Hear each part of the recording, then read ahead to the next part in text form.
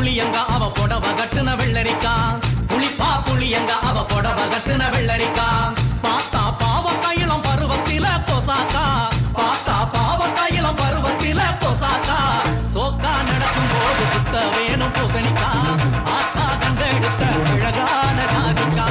புளிப்பா புளியங்க அவ புடவ கட்டுன வெள்ளரிக்கா புளிப்பா புளியங்க அவ புடவ கட்டுன வெள்ளரிக்கா